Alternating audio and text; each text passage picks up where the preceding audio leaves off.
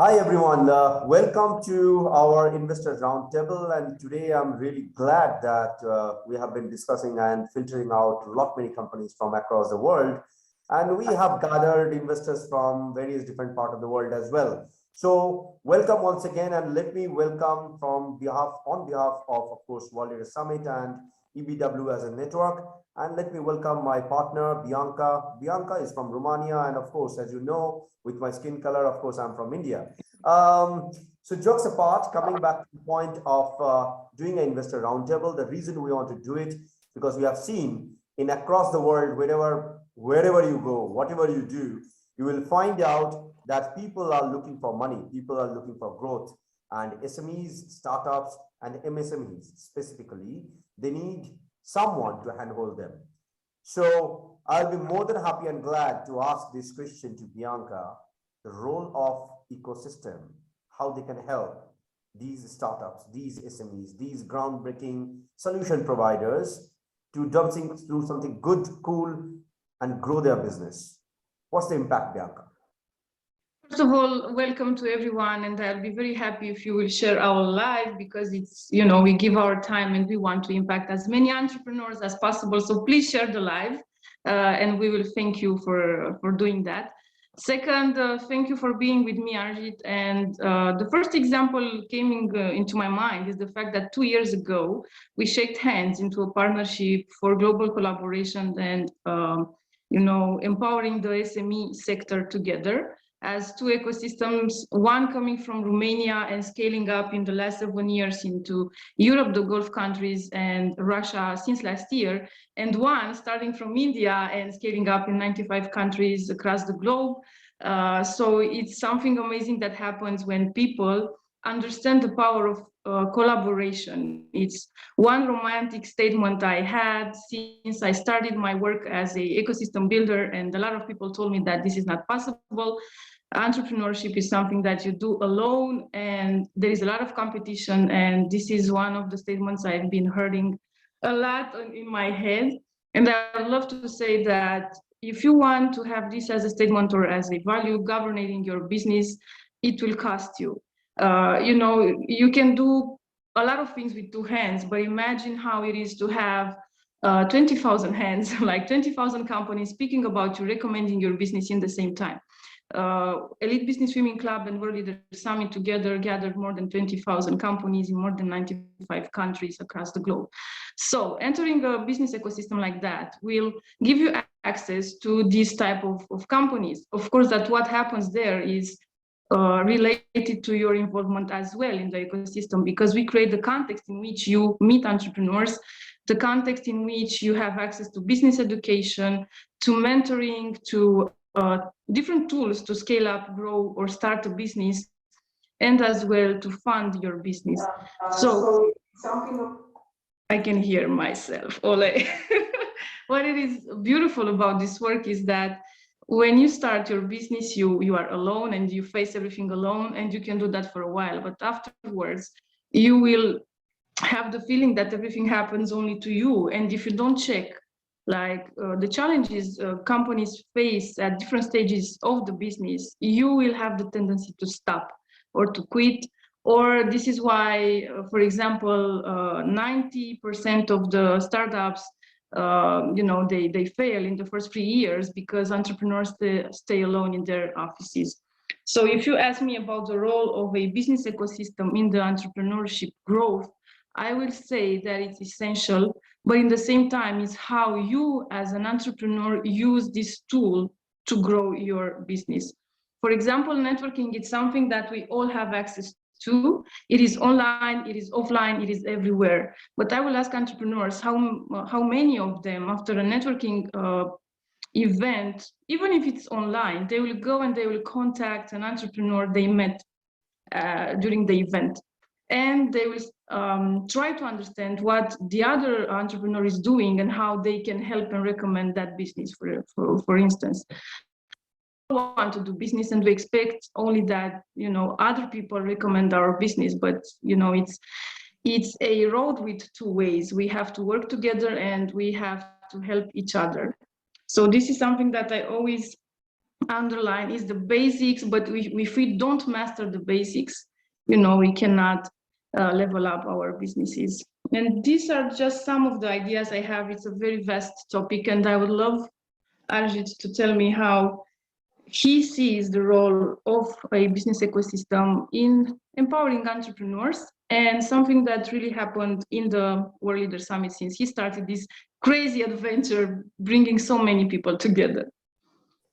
Okay, so the beauty of bringing people in is actually first, they mix with each other, they understand the cross culture, and the most important factor, they understand how other people from other culture, they think. So it is not that easy just making a statement that, you know what, I am from probably Thailand and I understand how the Spanish guys think, until unless you mix with those Spanish businessmen and women and understand how they do the business, how they react, how they act, what they prefer. Same goes with, opposite sides. As a European, you need to understand how US works, how Australia works. So all these kind of category mixing is the beauty of creating our ecosystem, number one. Number two, the most vital part of it, doing cross-border business. So when we create an ecosystem, within ecosystem, people mix with each other. They may be public speakers. So one public speaker from UK mixing with another public speaker from Australia, they collaborate with each other, doing program together, makes sense for them. So as an ecosystem, we create such kind of opportunity wherein people can connect with each other and understand whether they can collaborate, handshake, and grow together. That's what we have been doing. The third most vital point, doing and understanding how partnership works. For an example, somebody from Mexico, they wanted to enter into the real estate domain into the Middle East. They don't know where to go, how to connect, and how to jump into the Middle East real estate business. So we act as a platform, and to be very precise, we didn't stop of doing only making one World Leader Summit. We have created multiple different ecosystem inside one umbrella ecosystem. Just like you have seen World Leader Summit and EBW, we have created Co-Innovate Ventures as a accelerator and as a fund wherein we can help these startups, these SMEs to practically accelerate their business with our funding support, plus our investors connect and our support. Then we floated a platform called Property Planeta, where of course Bianca is a part of it. And everything that we are doing, Bianca is just like an amazing goddess of saying all say yes. So we created such kind of platform where an artist can buy and sell their own creative parts, which is coming up as an Arts Planeta. Property Planeta is for real estate domain and verticals. We are coming up with anything and everything that may happen with health and nutrition, that is coming up as Health Planeta. The portal is being done. There are 5 different business guys who already collaborated with each other. So that's the role of our ecosystem. If you ask me, Bianca, we strengthen others so that they can grow and understand how others think, handshake, collaborate, and boom, you actually grow. That's amazing. Something that I've seen in an interview, I don't remember if it was Elon Musk, but I think this was the guy. He said something like, I am always scared about the next level because I never reached that one. So if you're an entrepreneur, a business owner, an investor, like you are the most talented person in your network, this doesn't mean that you know everything. And sometimes being humble and staying open to other business expertise from other people, it will save your business, or it will grow your business in the same time. So I would love to encourage people, entrepreneurs, business owners, investors to to go to such networks and business ecosystems, because we are stronger when we stay together. And this is something I always say, it's not a beautiful statement, but I've seen the power of being together since I started. I was alone after 7 years of a career in the corporations, and I started as an entrepreneur, and I was alone. I had no connections in the entrepreneurial world because I was in corporations. And when you have such a big name behind you, such a bank, for example, you open doors very easily. But when you go into the business environment and you are no name, you are a startup, try to open a big door and you'll see how interesting that goes. But if you are in an ecosystem and you call Arjit or Bianca, for example, and you say to them, listen, I want to have a meeting with, I don't know, a company from Dubai. Maybe we will recommend you, we will open a door for you, and you will go to Dubai and have a meeting, not trying to enter 10 times for, on that door, but really being recommended to have a meeting with someone you want to have as a business partner. Just a small suggestion. Another thing we said we will cover today, I always take notes. This is something that I love to do, and I love structure. And I promised to to the people who are following us that we will talk about how you can take an exit from a company. And sometimes I take advantage of the fact that Ajit is an investor as well, and he has a portfolio of companies in which he invested as an investor.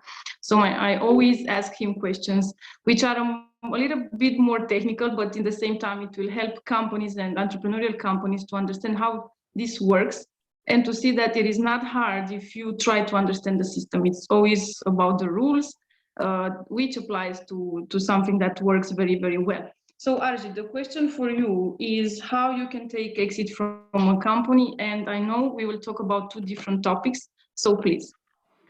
Yeah, so it's actually a very important and beautiful question. Lot many startups and MSMEs, they are looking for fund, but they don't understand that when they are getting an investor into their company, they need to give a return of investment. In corporate world, we call it as a ROI in a small format to the investor. So when you're going for a ROI, there are multiple different ways to get an exit from the existing venture. So I will put my thoughts into two different ways. One perspective is from startup perspective. Another perspective is from the investor's perspective. So as a startup, just imagine that you have raised funds, and after your seed level is done, you are raising the next round of fund. So the next round of fund can be the growth fund. It can be probably the scale-up fund. It doesn't matter. And then after that, you decide that, you know what, I have been raising a lot, but I really need to give exit to my first layer of investors, which means the seed level investors who invested money in your seed stage, they need their return back, right? Now, yes, that can happen after 3 years. It can happen probably after 5 years, depending on your negotiation deal. It cannot be generic in that way, to be very honest. But yes, say for an example, hypothetically, you want to give exit to him after 3 years. So the best possible option is to give him exit with the next round of money that you have raised so far, and then give him the sweet exit from that amount of money that you have raised. So the seed level investor taking an exit after you have done probably series A or B, because he is happy, his money has been multiplied. So he happily taking an exit. From the startup perspective, there is another option that you can do. You have grown big, you have became really, really sizable. Next is what? Next is either you go for acquisition model or you go for IPO model. So I'll talk about that, Bianca, later on, maybe in our another live, because this is too much of technical documentations. So, but yes, if we are talking about acquisition, that means you want to create this company in such a way it becomes really, really big. And once it becomes really big, you want to go public. Okay. And of course, you are making it as a sizable company where people can buy your stock. So that's another way of doing things. Second way, you are good enough to take an exit from your existing company, selling all your equity to the existing board of directors who are your investors. It can be your co-partners. It can be probably the third-party investors. It can be anyone, right? And you are now a successful entrepreneur who raised funds, and your company have done something well, and you took an exit from your own company. So there are two different ways that you can take an exit as you. But I always recommend entrepreneurs to continue the journey so that the company remains with their own hand and continue it. Coming back to the second part, how an investor can take an exit. So here goes the sweet part of it. As an investor, when you invested in a startup, of course, when the startup is making money, they are making profit, the investor takes a sweet part of it. Like they are enjoying the success as well, along with the startup itself. But sometimes as a seed level investor, they feel that, okay, fine, this is enough. I have done enough. I need my entire thing back. And something happened in between. I mean, people are people. So I need an exit. Okay. Yeah. So there, from that perspective, they are taking an exit with all those kind of return that was promised earlier with a negotiation final round. And they are taking an exit from the existing company, which is really amazing. Now, this part, Bianca, I think we should discuss a little bit further, because Yeah. when you have raised funds, you have a beautiful arrangement with your investors, and they have invested money into your company, and you are now making good profit. You can ask sweetly the investor that, shall we continue more after 3 years or after 5 years? If both of you feel, yeah, great, we should continue with each other as partners, voila, that's amazing. But if you feel that, okay, fine, things are not that rosy, the investor feels that, okay, fine, I'm a strategic investor, I'm just taking my return back. So give entire return back to the investor, and you possess all the power back in your company. So that's the best possible rosy part a startup can do. So as a startup, as a SME, as a MSME, if you feel that you are raising funds, you need to understand from the beginning whether you want to sell your company or you want to give exit to the investor. If you want to give exit to the investor, these are the basic steps. And if you really want to take an exit from your own startup, of course, we already talked about it, but these are all technical discussions.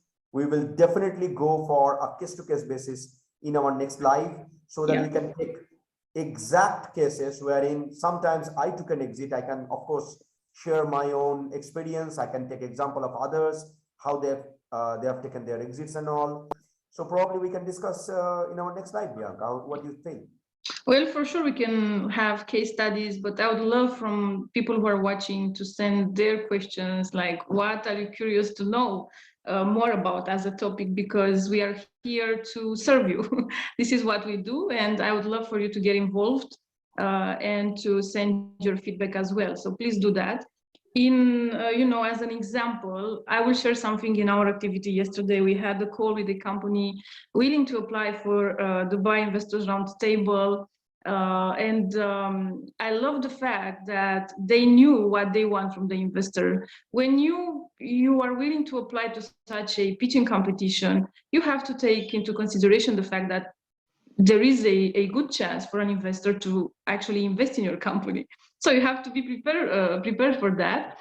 And let's say the financial responsible in the company said that as a return of investment, they would love to have to exit the investor after 4 years, if I remember correctly, and they will give this amount of the equity from the company. So they already knew what they want. They made their calculations based on the profit margin they have and how the business was working so far. So this is something that is not hard to do, because you are the entrepreneur, you know how your company works. You can have an approximate calculation about that, and this will give you the comfort and the peace of mind when you attend, to know that nothing can go wrong. Like what can go wrong when you have an investor? Not only the money part, but in the same time, you will have calls with these people, and they have a lot of expertise, and for sure they will say some things to you that will help you a lot in your company and in the process of growing your company. Not only that, Bianca, if you remember yesterday when we are talking, so probably we helped them to understand how valuation works. So they wanted to dilute a lot many number of equity. For sure. But then we suggested that how they shouldn't dilute that much amount of equity. So we not only give you an option to present yourself in front of the investors, but at the same time, we are also helping you to understand your own worth. so Yeah, that but I just you don't wanted lose. people to see that entrepreneurs are doing their homeworks, and I wanted to say kudos to those people we had yesterday in the call. And in the same time, I will say that I love the fact that not only we guide people, but sometimes we save their business with small, feedback regarding how they are thinking about their business. So I will say thank you to Arjun because he was in the call and he was paying attention to their plan, and he stopped them and said, no, you are diluting too many equities from your company. I hope the investors will not watch this. You can have a break now. They will dismiss you. Yeah, this is a joke, but in the same time, we work like we are in the middle. Our mission at the end of the day is the following: investors to be happy with their investments, and if they put money should work for them. This is how they think, and they want more money at the end of the, let's say, partnership investment, however you want to call it. And companies, they need funding, like they need to breathe, because in order to scale up, you need funds for everything you want to do, even though it's growing your company, marketing campaigns, entering new markets, developing new business lines. This is something that you can do only with capital, with money and financial resources. So at the end of the day, companies will grow because they have funds. Investors will multiply their money because the companies are growing. So we are in the middle, and we will pay attention both to the investors and to the companies. And I hope you will understand the role we have, because we will treat you correctly both in the both ways. I mean, we want the both parties to have the best results possible in a partnership. For sure, for sure. So Good. I'll be more than happy if people who are watching, the startups who are watching into our ecosystem. I always call it as our ecosystem because EVW, WLS, and Co-Innovate Ventures, these are three different entities, but coming together becomes one. Yeah. Whoever is watching, just think about a situation that you have been doing amazing work into your own country, probably in some other country as well. But think of it as a growth proposition, wherein all of a sudden, two people like you, just as crazy as you, saying that we have been through that path, we have crossed that entire journey which you are right now. So let us help you, let us give you an opportunity, act as a catalyst, come and join us, and then grow together. So that's the agenda of doing all those kind of activities, guys. So there is no other hidden agenda between me and Bianca or any one of us. To be very honest, we really wanted to give back to the community, and I'm sure that you all understand how give back works. So if we are giving back to you, probably 5, I'm sure the universe is going to give us 50 times back. So that's our reward. So don't worry. If you are running your business, we have been through that path. We understand the pain point. So we'll be more than happy to help you and grow you. And the reason we chose Dubai as a destination place, or rather I would say city, is the world is actually there, and a lot of things are happening over there. So it's not going to be only the investor roundtable. We will have a lot many stuffs in Dubai, not only the investor meetup, but networking with other entrepreneurs as well. Plus, we can visit a couple of places wherein probably you can see how Dubai works. They execute one project within 100 days. So you need to understand the fastness of the city and the way these guys are working. So there is a big possibility for you guys probably to open up more and more opportunities. So feel free to apply and be there. I put in the comments in our live how to apply. There's a link. Please go there. Please fill up that documentation. And if you need the basic inputs, we already have a resources blog. Please read there and fill it up. So stay tuned. We'll be more than happy to see you physically in Dubai itself. Please don't forget the date. It's 9th of March to 10th of March, Dubai Roundtable Investor Meetup. Thank you so much. Thank you, and see you in Dubai, of course.